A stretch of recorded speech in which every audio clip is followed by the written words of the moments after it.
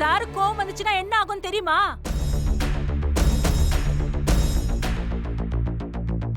நான் தான் முடியாதுன்னு சொல்றேன்ல.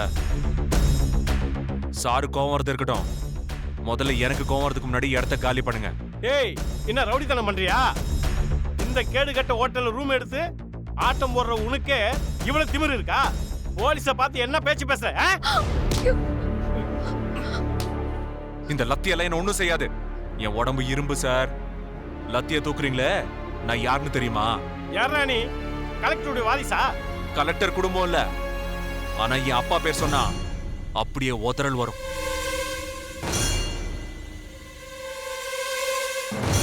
எங்க அப்பா யார் தெரியுமா? சிக்கல் சிவபதி.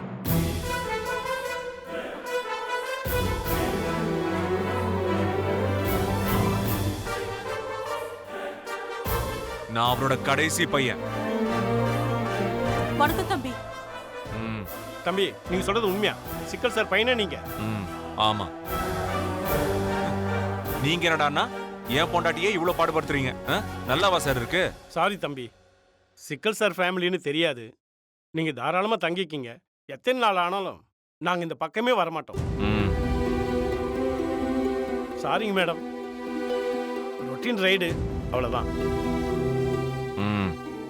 அப்பா கிட்ட இது எதுவும் சொல்லிடாதீங்க ப்ளீஸ் தம்பி. நீங்களும் இங்க நடந்தது வெளியே காட்டிக்காதீங்க. அதான் உங்களுக்கும் நல்லது. சாரி தம்பி, வரோம். Sorry madam, sorry sir.